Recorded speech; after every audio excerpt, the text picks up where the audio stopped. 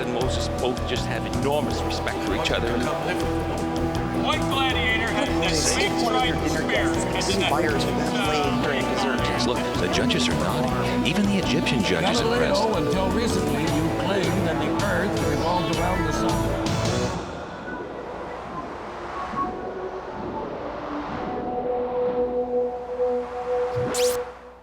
Welcome to History Bites. I'm Rick Green. Nothing fascinates people like stories about the British royal family, especially when those stories involve scandal or tragedy. And luckily, most of them do. Take Henry VIII.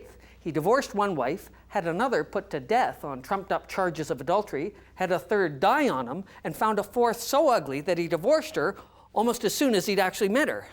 Then he learned that his fifth wife had been involved with other men before she was married. In fact, she was still seeing some of her old boyfriends.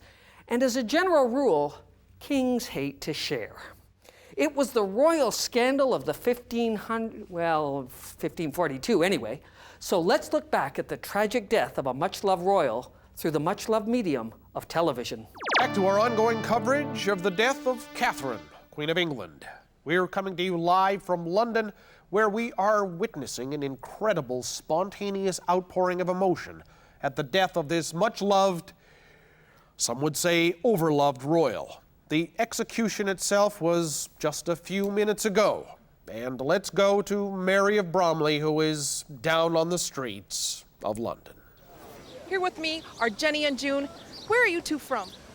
We're from the other side of London. Yeah, we travelled 3 days to be here.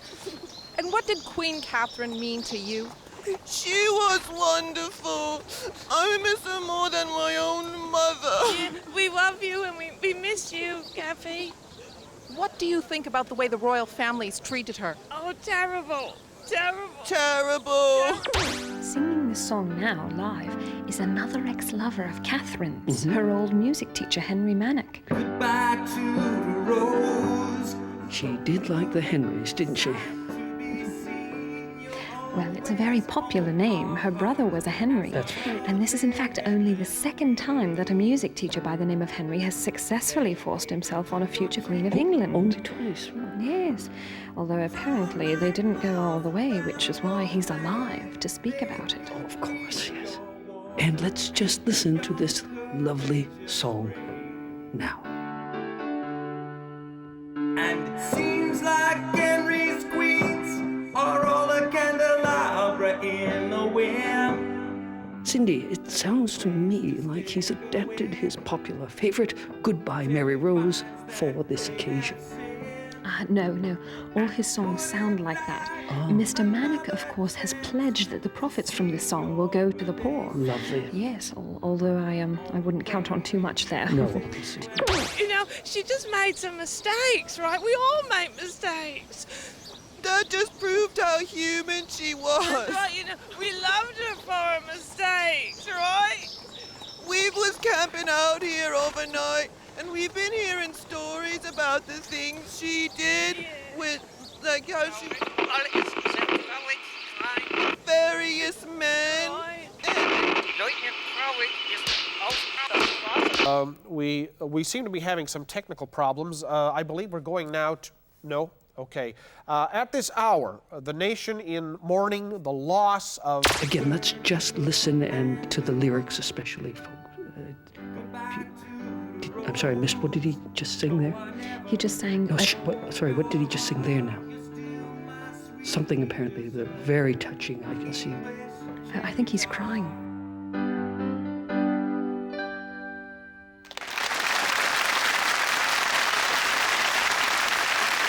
During a frank pre-execution interview, Kathy spoke at length about her relationship with the king. Do you think Henry's previous wives were a factor in the breakup of your marriage?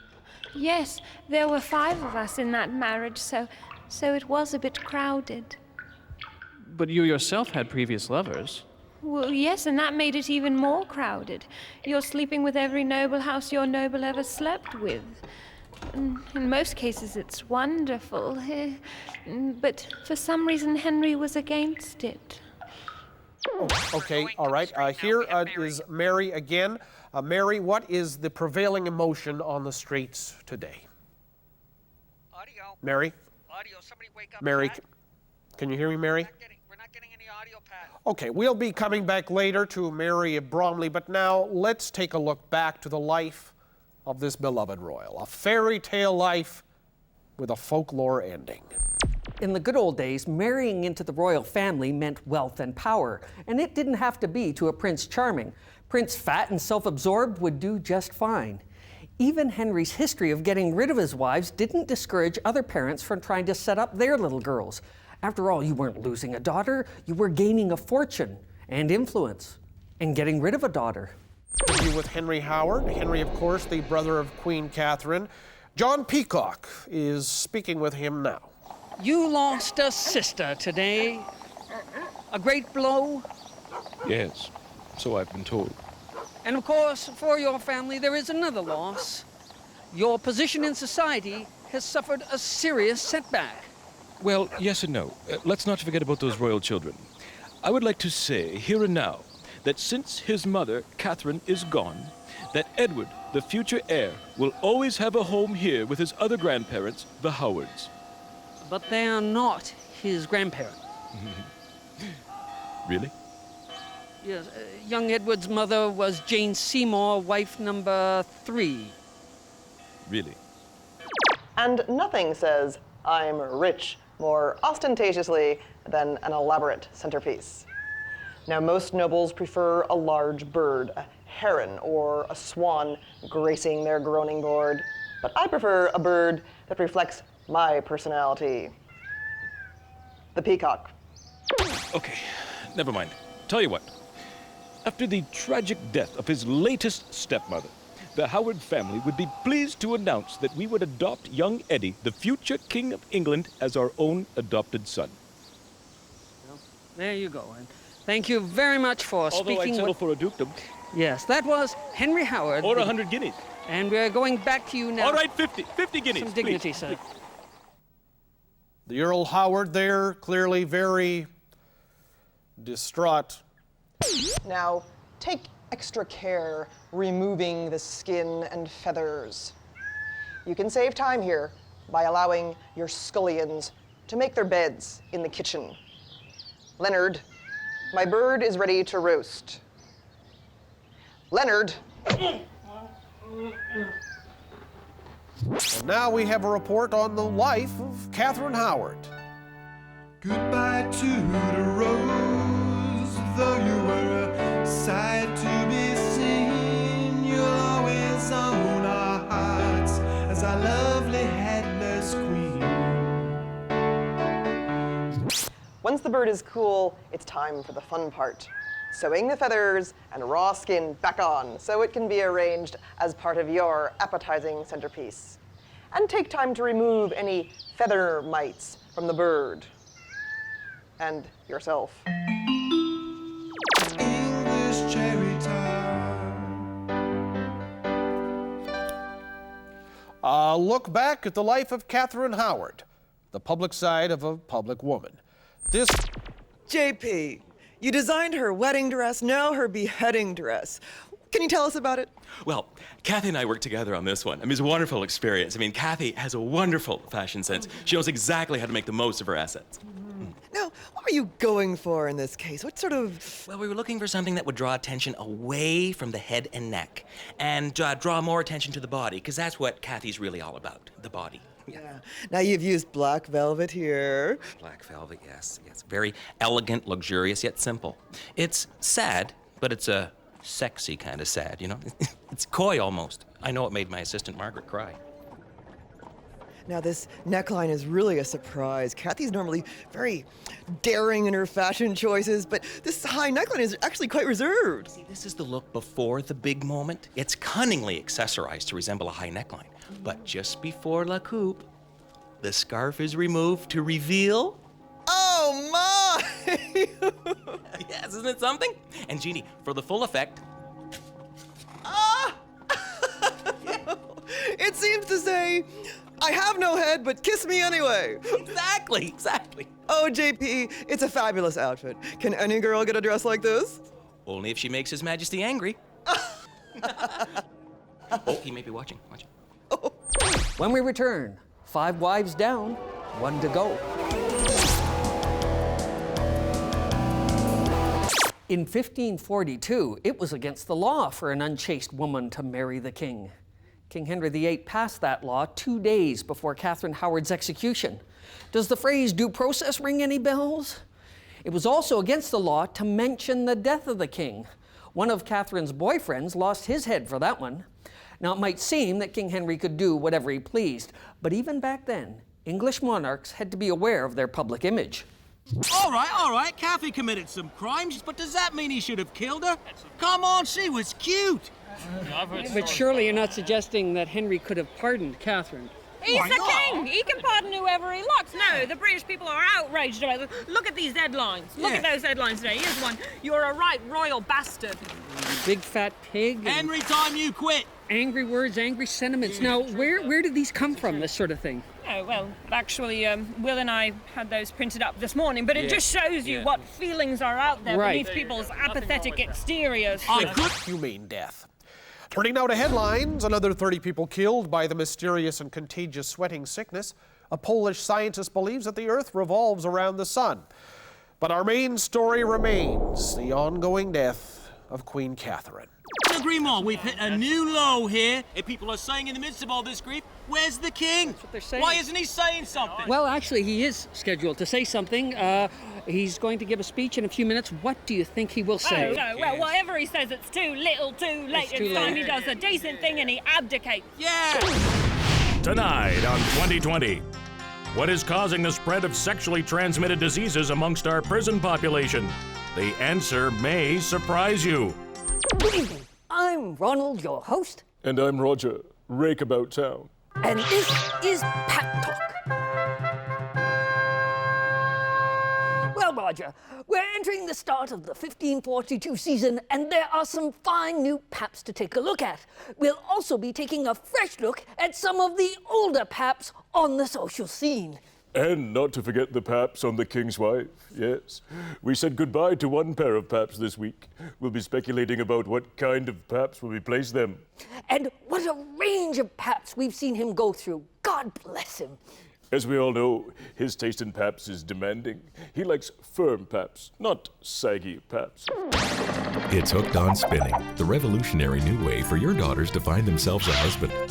I used to teach my daughters to read and write. Then I realized they'd only use it to write sinful love letters. Hooked on Spinning keeps their bodies busy and their minds blank. Why give your girls opinions that may differ from those of their future husbands? Hooked on Spinning will prepare your daughters with the skills they need to lack. Spinning keeps us busy while we wait for someone to marry us. I like the repetitive routine. Hooked on Spinning has taught me nothing at all. My daughters used to have opinions. Then I got hooked on spinning and watched as, day by day, they became bland, opinionless, and perfect wives. Order Hooked on Spinning today. The kit includes spinning wheel, bobbins, spindles, yarn, and this booklet on spinning, which a man can read to them. If you think today's prenuptial agreements are complex, you should have seen how things were in the 1500s. In the upper classes, marriage negotiations started when the happy couple were tiny children. It was more prenatal than prenuptial. And it was just as well because it often took 12 or 15 years of haggling over money, jewelry, and land before the deal could be signed, sealed, and sexed. It was a fairy tale romance. A young girl chosen to become a British royal's 5th wife. We've got a lot in common.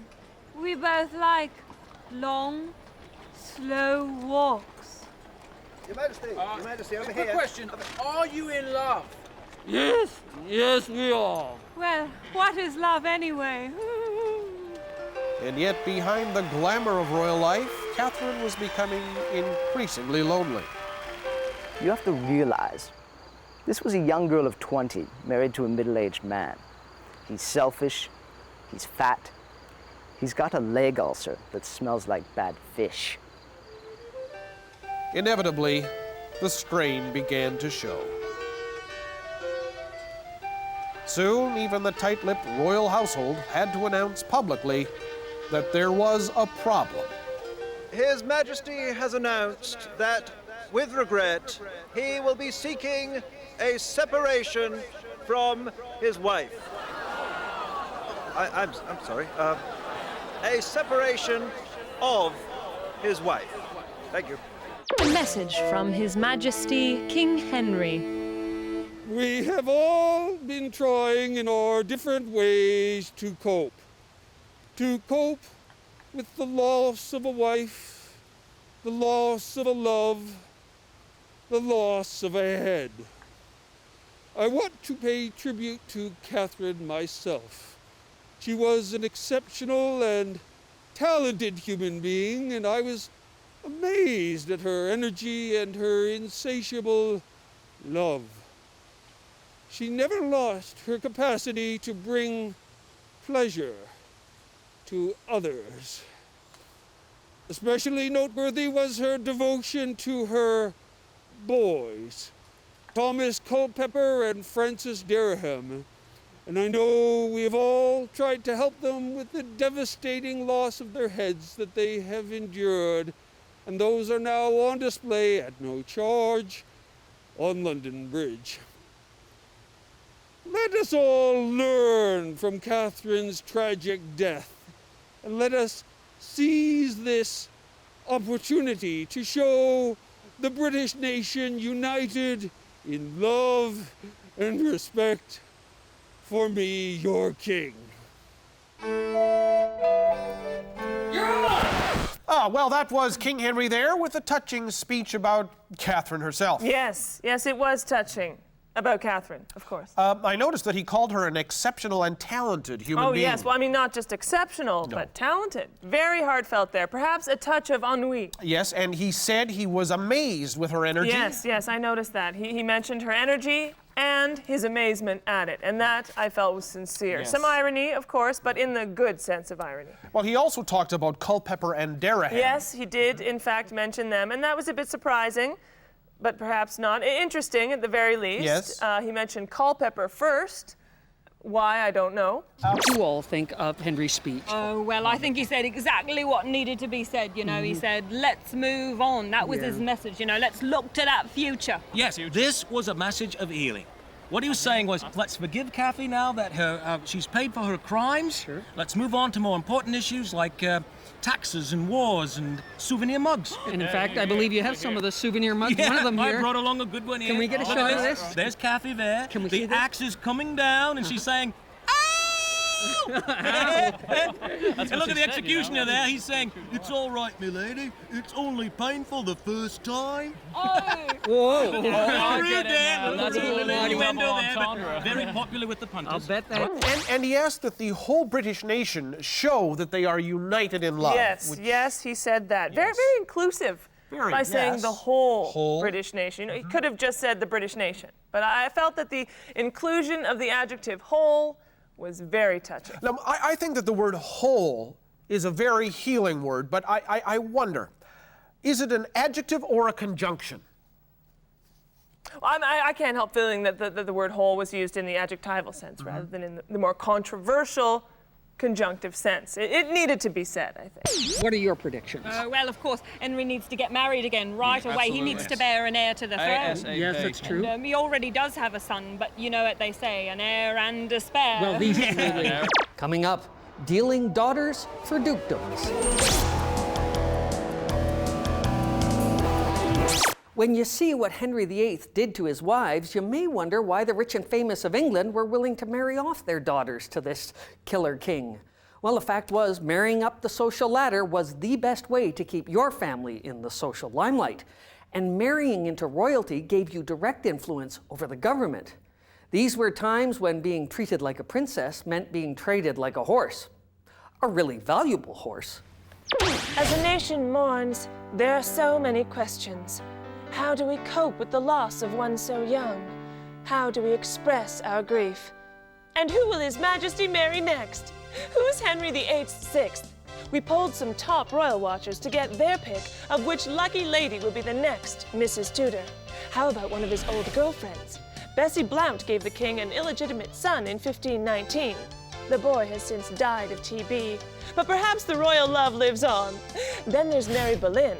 There's no denying Henry likes her, but sources say she's terrified of marrying the man who killed her cousin Anne.